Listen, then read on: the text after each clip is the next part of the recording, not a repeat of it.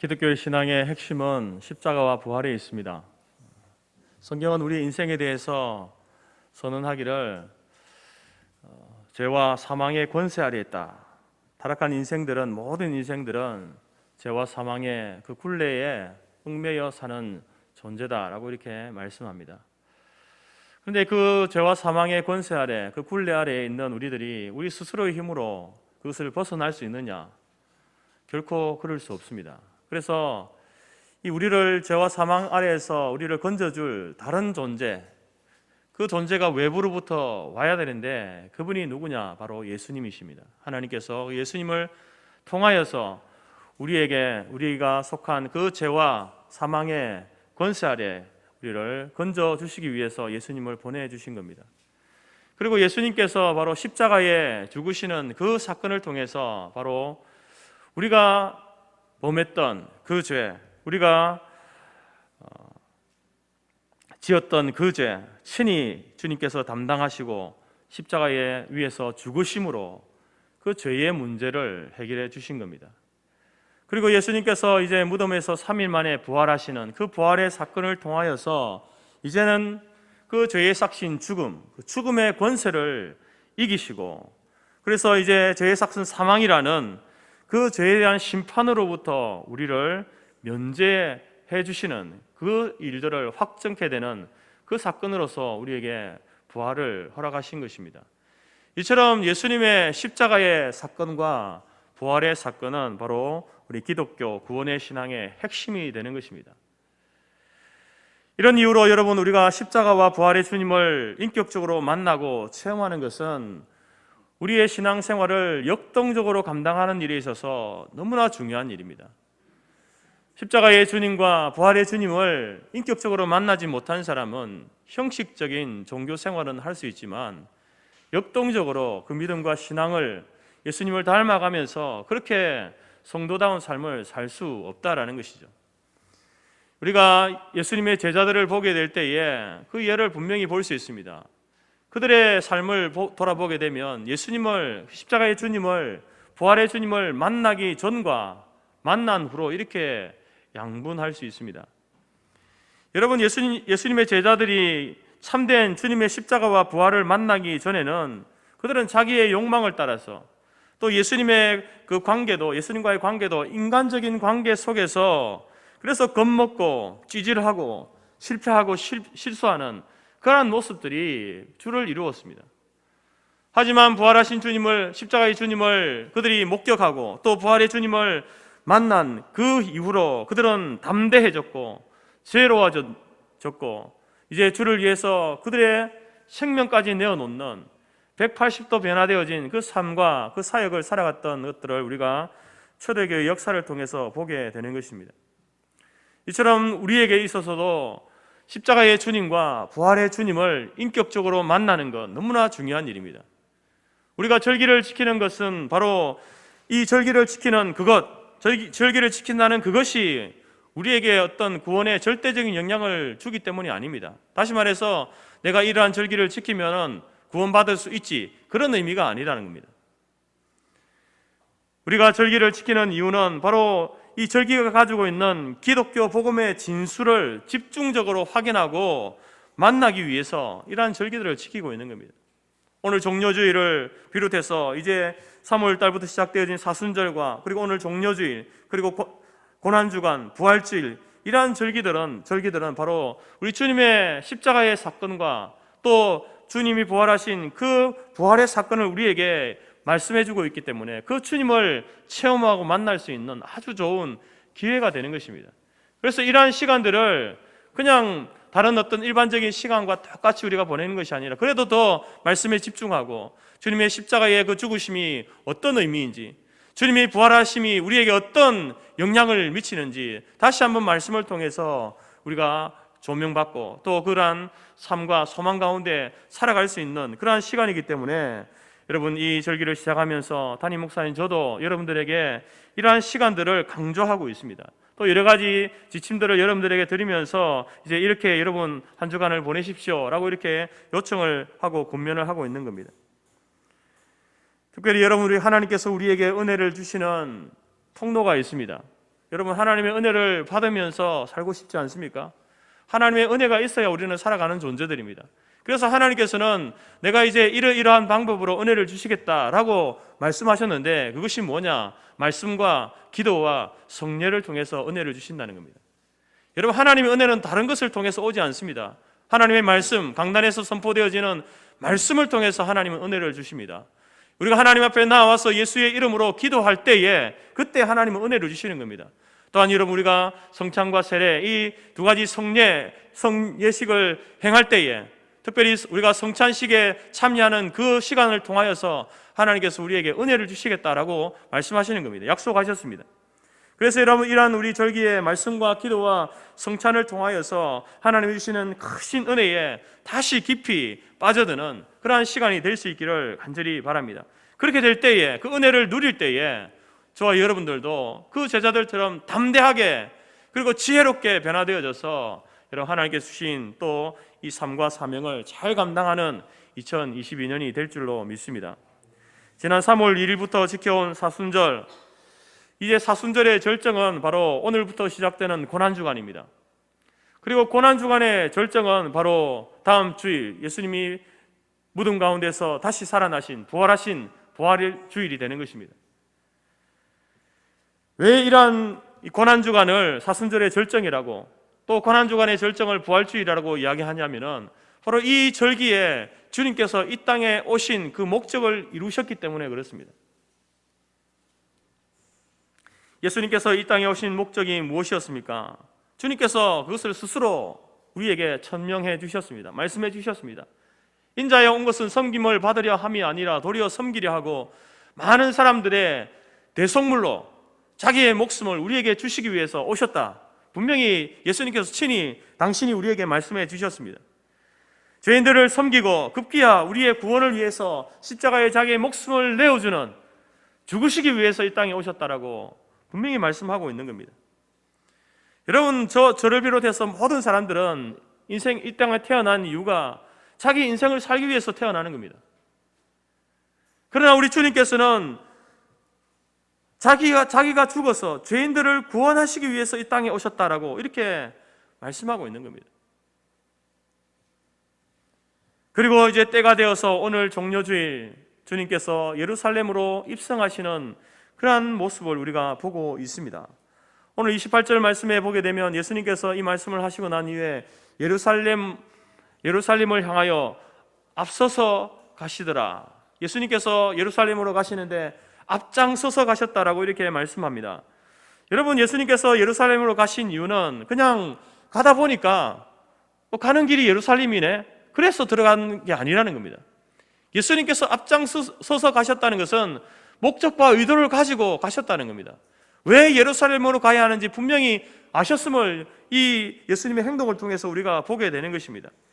특별히 여러분, 예수님께서 앞장서서 예루살렘으로 가신 이유는 바로 구약의 선지자들이 예언한 그 예언의 성취로서 예수님께서 앞서서 가시는 겁니다.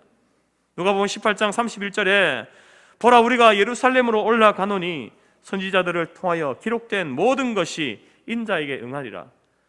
여러분, 예수님께서는 예루살렘으로 가시는 그 이유가 단순히 그냥 가다 보니까 예루살렘이 아니라 바로 구약 선지자들이 그 예언하였던 그 예언의 말씀이 오늘 예수님께서 올라가시는 그 예루살렘, 이 여정을 통하여서 성취될 것이다 라는 것을 예수님은 알고 계셨습니다. 그리고 그곳에서 예수님을 기다리고 있는 것은 사람들의 환호나 찬사나 영광이 아니었습니다. 32절부터 33절에서는 말씀합니다. 인자가 이방인들에게 넘겨져 희롱을 당하고 능욕을 당하고 침뱉음을 당하고 채찍질 받고 그를 죽일 것이나, 예수님께서는 예루살렘으로 가셔서 당신이 당할 일이 무엇인지 알고 계셨습니다. 희롱을 당하고 능욕을 받고 침뱉음을 받고 채찍질 맞고 심지어 십자가 위에서 죽임당할 것이다. 알고 계셨지만 이것이 바로 구약의 선지자들로부터 하나님께서 주셨던 그 말씀이 예언이 응하여지는 일이기 때문에 그 사명과 그 목적을 가지고 예수님께서는 예루살렘으로 앞장서서 가셨다라는 겁니다. 이처럼 예수님께서는 죽으시기 위해서 이 땅에 오셨습니다. 십자가에 죽으시기 위해서 하늘 영광 버리고 낮고 천한 이 땅에 오신 것이죠. 그 십자가의 길을 가실 때에 예수님은 한치의 흔들림도 없었습니다. 종교 지도자들에게 고소를 당하고 이리저리 끌려다니고 로마 병제들에게 이제 그 십자가 나무가 등에 지워져서 끌려가는 그 모습이 마치 억지로 강제로 어쩔 수 없어서 끌려가는 모습처럼 보여지지만 그렇지 않습니다. 외형적으로 보여지는 그 모습은 힘없는 나약한 예수님이 그 사람들에 의해서 법정으로 이리저리 끌려다니고 로마 군병에 의해서 이제 골고다 언덕으로 끌려가는 것처럼 보여지지만 여러분, 예수님께서는 지금 자기에게 일어나고 있는 일이 무엇인지 알고 있고 지금 자기가 가고 있는 길이 무엇인지 분명히 알고 있었습니다. 그럼에도 그 길을 가신 이유가 무엇입니까? 그것은 바로 하나님의 뜻에 자발적으로 순종하신 것입니다. 자발적으로 순종하신 것이지 강제로 어쩔 수 없어서 끌려가신 것이 아니다라는 겁니다. 자기의 순종하심으로 말미암아 죄인을 구원하시려는 그 하나님의 놀라우신 그 계획이, 섭리가 성취될 것을 아셨기 때문에 자발적으로 순종하신 그 길이 바로 주님의 십자가의 길이었다라는 것입니다. 그런데 여러분, 오늘 예루살렘으로 이제 입성하시는 그 출발의 시작에 바로 전혀 의도하지 않았던, 생각지 못했던 극적인 장면이 펼쳐지게 되는데요. 여러분, 우리가 이 대선을 치러봐서 알지만 이제 이 대선 후보자들이 연설하러 갈 때, 어느 지방으로, 지역으로 연설하러 갈 때에 아무런 계획 없이 가지 않습니다. 미리 홍보를 하고 또 이제 그 준비를 하여서 나가는 것이죠. 그래서 이제 홍보를 하게 되면 서로 이제 지지자들이 서로 연락하고 준비해서 그 연설 현장으로 수많은 사람들이 모이지 않습니까? 그리고 또 준비하는 사람들은 잘 준비하여서 단순히 연설하는 그것으로 끝나는 것이 아니라 요즘은 그 연설 현장을 축제의 현장으로 이렇게 바꿔버리지 않습니까? 그런데 우리 주님께서 예루살렘으로 가시는 것은요, 미리 홍보하지 않았습니다. 예수님의 제자들이 준비한 것도 없습니다. 아무런 홍보도 준비도 없었는데 수많은 무리들이 나와서 주님의 입성을 열렬히 환영하는 겁니다. 종려가지를 흔들면서 자기의 겉옷을 길거리에 깔아드리면서 호산나 호산나, 주의 이름으로 오시는 이여 우리를 구원하여 주셔서, 주의 이름으로 오시는 이여 우리를 구원하소서, 이렇게 외치면서 주님을 환영하고 있는 겁니다. 마태는 이러한 장면을 온 성이 소동하였다, 그렇게까지 표현하고 있습니다. 소수의 사람이 아니라 온 성이 요란하고 떠들썩하고 소동이 일어날 만큼의 그러한 일들이 일어났다라고 말씀하고 있는 겁니다. 여러분, 이러한 군중들의 반응에 대해서 평소에 예수님 같으면 어떻게 반응했을까요? 평소에 예수님 같으면요, 조용해라, 떠들지 마, 말씀하시거나 책망을 하시거나 아니면 그냥 조용히 예수님께서는 그 자리에 물러나서 산으로 올라가셔서 기도하셨을 겁니다. 그러나 오늘 이 종려주일에 예루살렘으로 입성하시는 그 예수님을 열렬히 환호하는 이 무리들의 그 환호 소리, 열광적인 환영에 대해서 예수님은 결코 사양하지 않습니다. 오히려 적극적으로 그 환호를 받으시면서 기뻐하십니다. 그리고 이 예루살렘 성에 소동이 일어난 것처럼 시끄럽게 떠드니까 바리새인들이 그 모습을 무리를 향해서 책망하지 않습니까? 그때 예수님께서는 오히려 그 바리새인들을 책망하시죠. 저들이 나를 환영하지 않으면 저 돌들이 소리 지를 것이다. 가만 놔둬라. 여러분, 이것이 고난주간 첫째 날 오늘 종려주일의 분위기였습니다. 종려가지를 흔들고 자기 옷을 깔아드리면서 열광적으로 환영하는 모습입니다. 그 두 손에 흔들던 그 종려가지, 그래서 오늘 이 날을 종려주일이다 라고 이렇게 부르고 있는 겁니다. 사랑하는 성도 여러분, 고난주간 전체적인 분위기는 여러분 슬프고 엄숙하고 비통함과 침통함이 지배하는 그러한 시간입니다. 그러나 오늘만큼은, 이 주님이 왕으로 입성하시는 오늘만큼은 우리도 그 당시에 그 무리들과 같이 주님을 열렬히 환영하고 찬송하는 저와 여러분들이 될 수 있기를 간절히 바랍니다.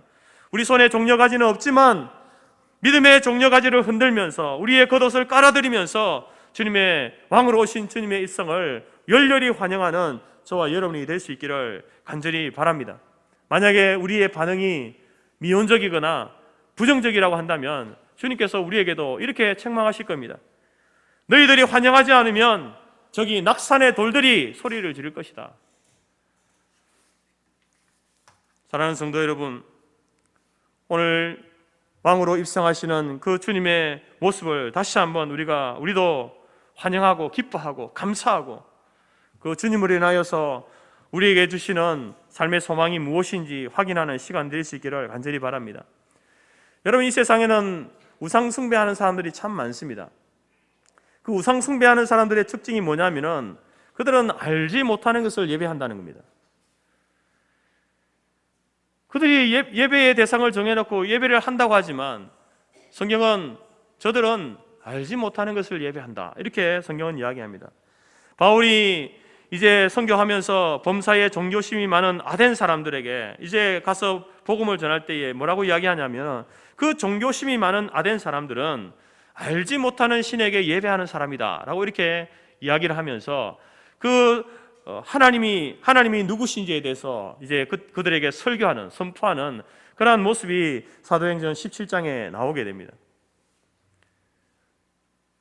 또한 예수님께서 이제 너희는 알지 못하는 것을 예배한다 라고 이렇게 사마리아 여인에게 전곡을 찌르면서 말씀하시는 것을 보게 됩니다.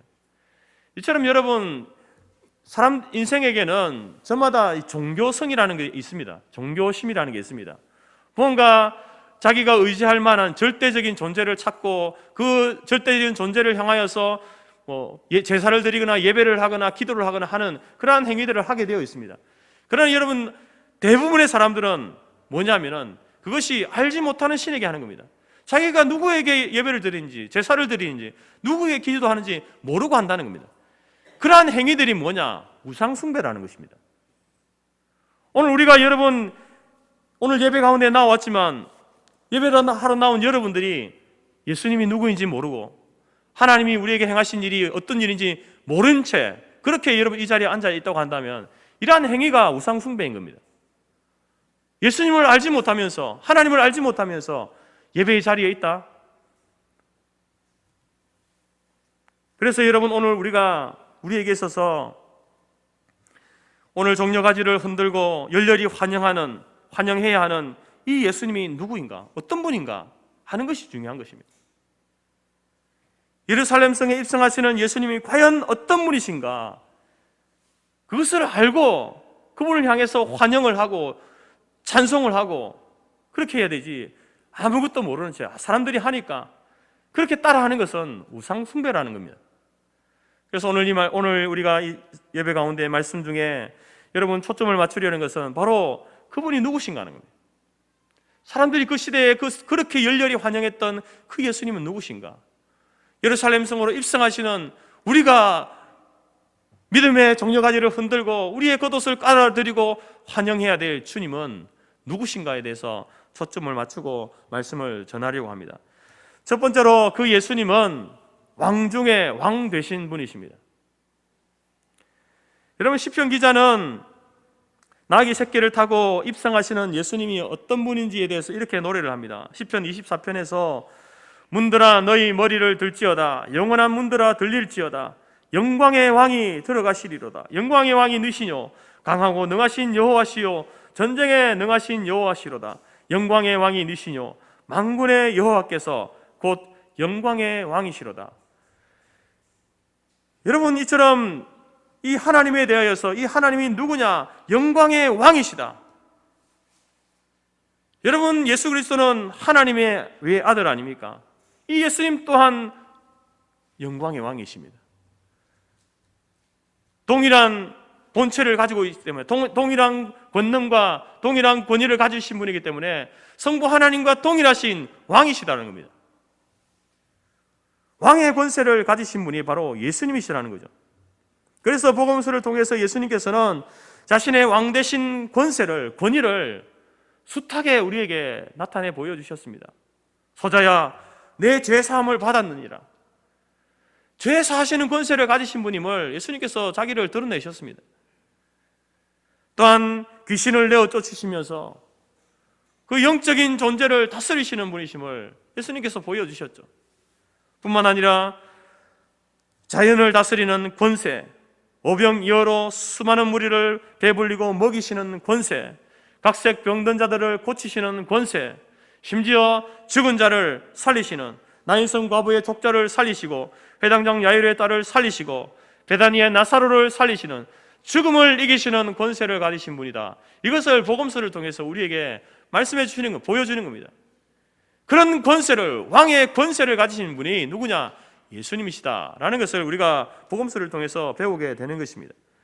여러분, 오늘 본문에서도 그러한 예수님의 그 권세를 유감없이 우리에게 드러내고 있습니다. 그것은 바로 주님께서 타실 나귀 새끼를 징발하는 그러한 사건을 통해서 그 사실을 알 수 있습니다.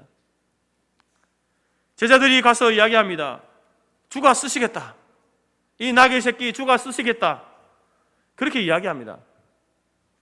그러자 주인은 여러분 이런 반구하지 않고 그 나귀 새끼를 내어드리는 겁니다. 언제 봤다고? 마치 미리 사전에 약속하고 계약한 것처럼 올 것이 왔구나. 그런 어떤 모습으로 나귀 새끼를 내어드리는 거죠. 여러분, 왜 이 주인이, 나귀 새끼의 주인이 이 나귀 새끼를 아무 말 없이 주가 쓰시겠다. 가져가십시오. 왜 이런 행동을 보입니까? 이 행동을 통해서 바로 예수님께서 주 되시는 분이다. 주인 되시는 분이다. 이 예수님께서 왕 되신 분이다라는 것을 이 나귀 새끼 주인이 스스로 인정하고 고백하는 행위라는 겁니다. 자기가 나귀 새끼의 주인이 아니라 예수님께서 이 나귀 새끼의 주인이시다. 자기가 자기 인생의 왕이 아니라 예수님께서 내 인생의 왕이 되신다. 세상에 여러 왕들이 있는데 그들이 왕이 아니라 예수님이 그 모든 왕들의 왕이 되신 분이다. 이것을 고백하고 있는 것이 나귀 새끼를 내어주는 그 행동 속에 담겨져 있다라는 것입니다. 사랑하는 성도 여러분, 오늘 예루살렘 성에 입성하시는 예수님은 어떤 분이십니까? 독생 성자 하나님의 외아들로서 그분은 왕의 권세를 가지신 분입니다. 왕 중에 왕 되신 분입니다. 만유의 주가 되시는 분이십니다. 그 주님을 열렬히 환영하고 찬송하고 해야 되는 것이지 그 주님이 누구신지도 모른 채 환영하는 것은 우상 숭배라는 것입니다. 오늘 저와 여러분 이제 그 왕 되신 주님을 향하여서 우리도 믿음의 종려가지를 흔들고 우리 옷을 깔아드리면서 열렬히 환영하고 찬송하고 감사하는 저와 여러분이 될 수 있기를 간절히 바랍니다. 우리의 이러한 행동이 여러분 우리가 거부하고 부정하게 되어지면 여러분 생명 없는 돌들이 소리 지를 겁니다. 사방에 있는 나무들이, 꽃들이 소리 지를 겁니다. 하늘의 새들이 제잘거리면서 하나님 예수님을, 왕 되신 예수님을 찬양하게 될 것입니다. 여러분 그 자리에 우리가 제외되는 것이 아니라 우리도 함께 왕 되신 주님을 함께 열렬히 환영하고 찬송하는, 영접하는 저와 여러분이 될 수 있기를 간절히 바랍니다. 두 번째로 예루살렘으로 입성하시는 예수님은 구원자가 되시는 분이십니다. 구원자 예수님이십니다. 여러분 우리는 하나님의 성품을 잘 알고 있죠. 하나님은 죄에 대하여서 절대 공의로우신 분이죠. 그냥 죄를 그냥 얼렁뚱땅 넘어가시는 분이 아닙니다. 절대 거룩하시고 절대 공의로우신 분입니다. 그래서 티끌만한 죄라도 하나님은 용납하실 수 없는 분이십니다. 이러한 하나님의 성품에서 나온 법칙이 뭐냐면은 죄의 싹은 사망이라는 겁니다. 여러분 하나님께서는 죄의 경중을 따지지 않습니다. 죄 그 자체, 그것이 겨자씨만한 눈에 보이지 않는 작은 죄일지라도 태산 같은 죄일지라도 상관없는 겁니다. 그 죄에 대하여서는 반드시 너희들이 죽는다, 사망한다. 그것이 여러분 죄에 대한 하나님의 심판입니다.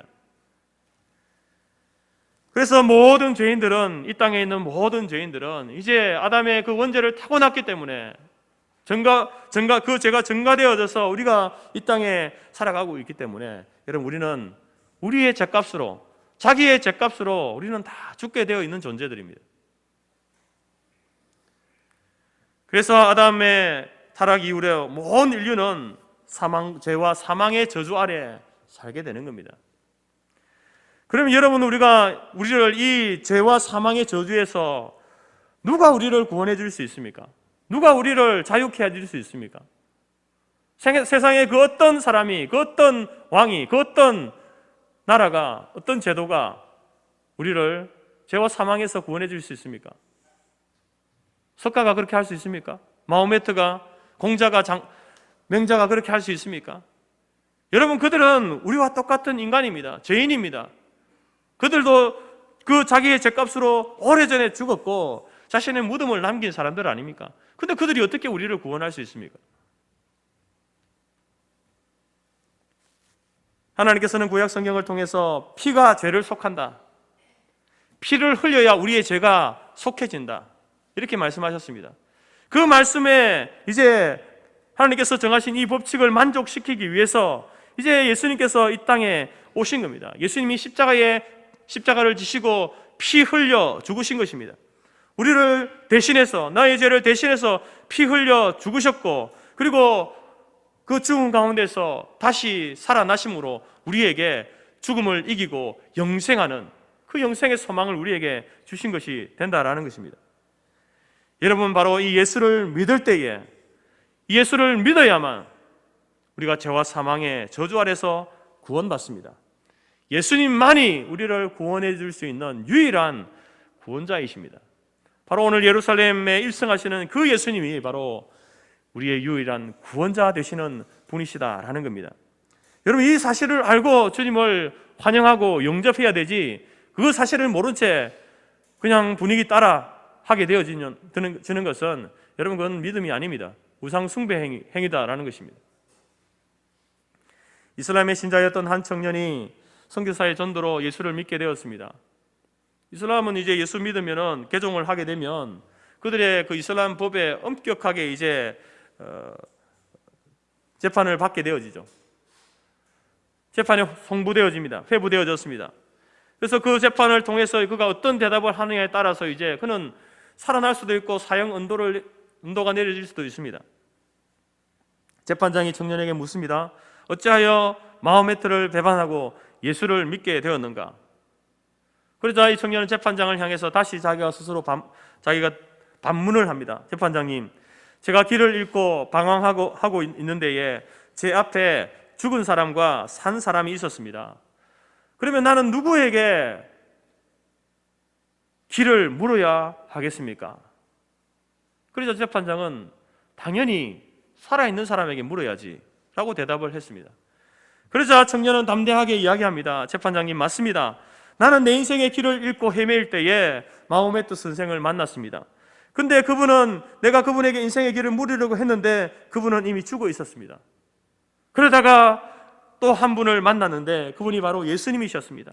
그분은 살아계셔서 내가 물을 때에 나에게 영생의 길을 가르쳐 주셨습니다. 저는 누구에게 인생의 길을 묻고 누구를 믿어야 합니까? 라고 진술했다는 겁니다. 사랑하는 성도 여러분, 우리를 죄와 사망의 저주 아래서 구원해 줄 수 있는 분은 지금도 살아계신 왕 대신 우리의 구원자 되신 예수 그리스도이심을 확신하시기 바랍니다. 여러분, 죄의 권세에, 사망의 권세를 정복하신 그분을 우리가 어떻게 환영하고 찬양하지 않을 수 있습니까? 어떻게 그분을 배척하고 외면할 수 있습니까? 우리의 인생의 전 인생이 그분을 영접하고 그분을 주로, 왕으로, 우리의 구원자로 인정하는 것, 그것이 여러분 구원받은 우리들의 마땅한 그러한 삶의 모습이다라는 것입니다. 우리는 죄와 사망 아래 절망하고 있던 우리에게 예수님께서 구원의 길을 보여주셨습니다. 그 죄와 사망의 권세를 정복하신 예수님께서 바로 오늘 예루살렘으로 입성하고 계십니다. 오늘 우리에게 찾아오십니다. 그래서 여러분, 이 종려주일의 예수님의 입성을 승리의 입성이라고 하는 거예요. 죄와 사망의 권세를 이기신 예수님께서 예루살렘으로 오신다. 이 종려주일에 바로 그 주님께서 오늘 저와 여러분들을 찾아오십니다. 승리하신 주님께서, 우리에게 구원을 베푸시는 그 주님께서 우리에게 찾아오시는 것입니다.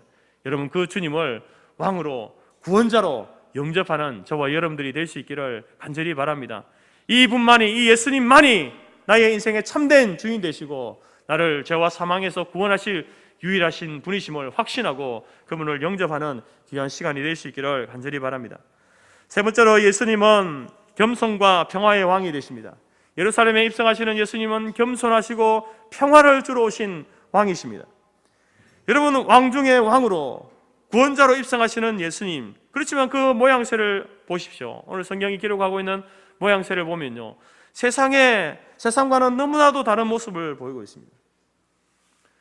초라하고 볼품없는 그런 모습을 보이고 있습니다. 여러분, 많은 사람들이 이렇게 환호하고 열광하고 있지만 또 반대편에서 그 바리새인들이 여러분 예수님을 향해서 얼마나 조롱하고 비웃었을까요? 저 봐라, 저 예수 봐라, 저 나귀 새끼 타고 온다, 나귀 새끼 타고. 여러분, 그렇게 세상은 평가하기를 초라하고 볼품이 없다라고 이야기하고 있습니다. 그러나 여러분, 그런 예수님의 모습은요, 오늘 우리에게는 우리의 콧등을 찡하게 만드는 그러한 감동적인 장면이 되는 겁니다. 이제 얼마 있지 않으면 20대 대통령이 취임식을 하게 될 텐데, 여러분, 그 대통령이 취임식할 때에 상상해 보십시오. 나귀 새끼를 타고 등장하는 거예요. 나귀 새끼를 타고. 그러면 여러분, 사람들이 어떻게 반응을 보일까요? 어떤 반응을 보일까요?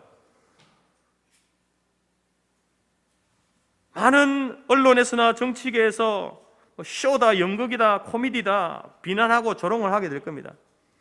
다른 나라들에서도 저 대통령은 왜 저런 행동을 해서 대한민국의 국격을 저렇게 떨어뜨릴까? 아마 이렇게 비난을 할 겁니다.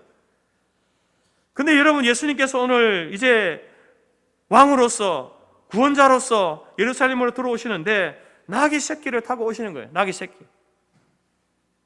근데 그 모습이 어색하지 않은 거예요. 오히려 잘 어울립니다.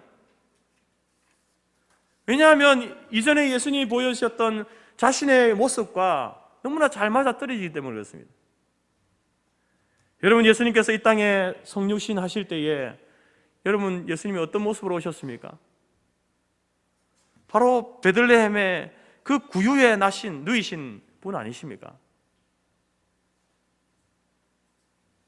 자라실 때도 지극히 가난한 집에서 또 평생 집 한 칸 없이 사신 주님, 죄인들의 친구가 되셨고 오히려 제자들의 발을 씻겨주셨던 그러한 섬김의 모습. 여러분, 예수님께서는 태어나심부터 그가 살아온 그 사생의 30년과 그리고 공생의 3년의 그 삶을 들여다보면 지금 예루살렘을 입성하시는 이 예수님의 모습이 어색하지 않은 거예요. 아, 예수님답다. 예수님답다. 일관되어진 모습, 태어나심부터 살아온 삶부터 지금 이제 죽으시기 위해서 예루살렘을 입성하시는 이 모습, 왕으로 오셨고 구세주로 오셨지만 그 변함없는 신실하신 그 모습이 여러분, 우리에게 진한 감동을 주는 겁니다. 그것이 자신이 나는 이렇게 겸손한 사람이야, 나는 겸손한 왕이야, 그것을 드러내기 위해서가 아니라 여러분, 그 겸손함은요, 우리를 위한 것입니다. 우리를 높여주시기 위해서, 우리를 살리시기 위해서 그렇게 하시는 거잖아요. 이 사실을 아는 사람들은 그 누구도 예수님을 향해서 초라하다, 볼품없다 이렇게 말하지 못하는 겁니다. 말할 수 없습니다. 그 사실을 모르는 사람만이 그렇게 비난하죠, 조롱하죠. 그러나 우리는 그 사실을 아는 우리들은 이 예수님의 모습을 보면서 나를 위해서 예수님께서 이렇게 나귀 새끼를 타고 이 초라하고 볼품없는 모습으로 오셨구나, 감동하는 겁니다. 감사하는 겁니다. 눈물을 지을 수 있는 거예요. 나를 위해서 그렇게 하셨구나.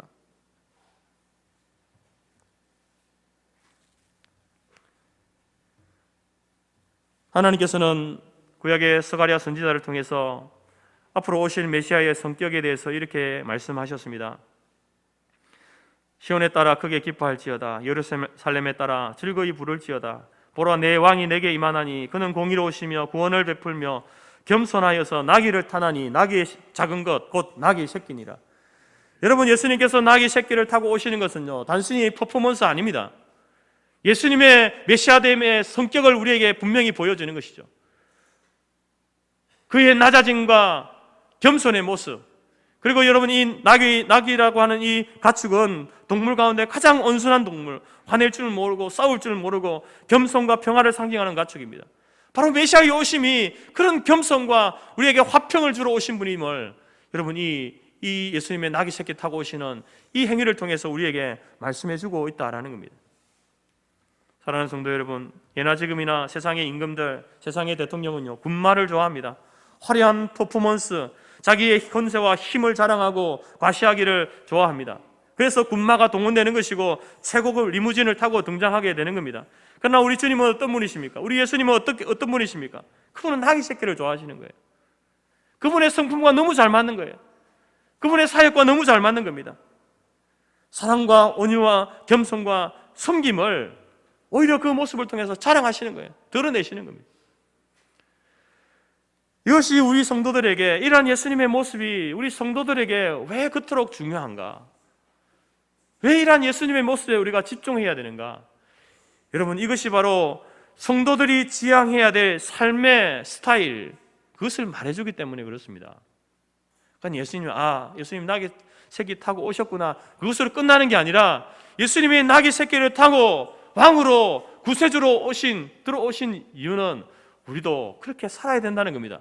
예수를 믿는 사람들도, 예수님의 제자들도 예수님처럼 그렇게 살아야 된다는 것을 우리에게 보여주기 때문에 우리가 이 모습에 그렇게 집중하는 겁니다. 세상에는 군마를 좋아하는 사람들이 꽉 들어차 있습니다. 권력을 좋아하고 부를 사랑하고 힘을 자랑하고 주기보다 받기 좋아하고 섬김보다 섬김받기를 좋아하는 사람들이 넘쳐납니다. 이러한 세상 속에서 예수님의 제자인 우리들은 어떻게 살아야 되겠습니까? 어떤 삶을 살아야 되겠습니까? 나귀 새끼를 타고 오신 그 주님,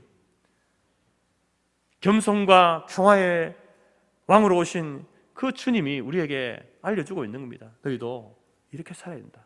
겸손하게 섬기면서 평화를 만들어내는 사람으로, 피스메이커로 살아야 된다. 그것을 우리에게 말씀해주고 있는 것입니다. 사랑하는 성도 여러분, 나귀 새끼 타는 것을 즐겨 하시기 바랍니다. 겸손하게 섬김의 삶을 온유함으로 평화를 만들어내는 삶으로 세상을 감동시키는 저와 여러분의 삶이 되어지기를 간절히 바랍니다. 여러분, 세상은 계속해서 우리를 공격합니다. 우리에게 전쟁을 걸어옵니다. 싸움을 걸어옵니다. 여러분, 이 싸움에서, 이 전쟁에서 이길 수 있는 방법은요, 칼이 아닙니다. 세상의 그 첨단 과학 무기, 그게 아닙니다. 그것을 통해서 우리가 이 싸움을 이길 수 있는 게 아닙니다. 우리의 싸움은 혈과 육에 대한 것이 아닙니다. 영적인 것이죠. 영에 대한 싸움입니다.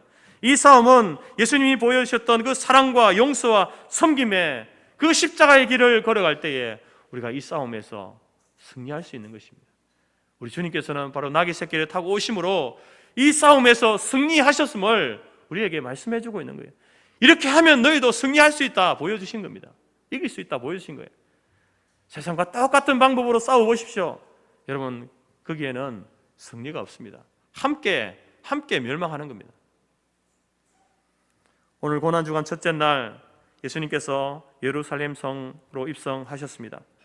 오늘 하루만큼은 여러분 슬픔, 비통함, 비참보다 여러분 우리도 종려가지를 흔들고 옷을 깔아드리면서 왕 되신 주님, 우리의 구원자 되신 주님, 겸손과 평화의 왕으로 오신 주님, 호산나 호산나 주의 이름으로 오시는 이여, 그분을 향하여서 환영하고 환호하고 열렬히 찬송하고 감사하고 기뻐하는 이 하루가 될 수 있기를 간절히 바랍니다. 또한 저와 여러분들도 나귀 새끼 타신 주님, 그 주님을 영접한 우리들도 이제 세상의 군마를 타는 것을 기뻐하는 것이 아니라 우리 주님처럼 나귀 새끼를 즐겨 타는 성도가 되기를 바랍니다. 온유하고 겸손한 성도가 되기를 바랍니다. 평화를 사랑하는 성도가 되기를 바랍니다. 예수님께서 우리를 섬겨주셨던 것처럼 이 하나님의 구원의 말씀, 복음을 가지고 세상을 섬기는 일에 함께 나아가서 그 사명 감당하는 그 삶이 오늘 저와 여러분의 삶이 되어지기를 주님의 이름으로 축복합니다. 기도하겠습니다. 하나님 아버지, 감사합니다.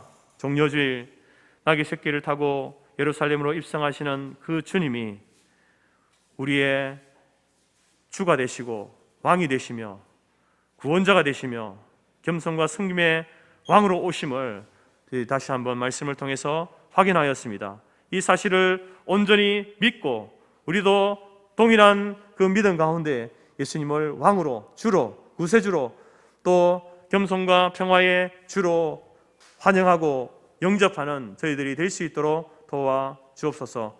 또한 주님께서 걸어가셨던 그 온유하심과 겸손함과 섬김과 사랑과 평화의 삶을 하나님, 우리 모든 성도들이 그 삶을 통해서 살아낼 수 있도록 성령 하나님 우리를 인도하여 주옵소서. 예수님의 이름으로 기도드립니다.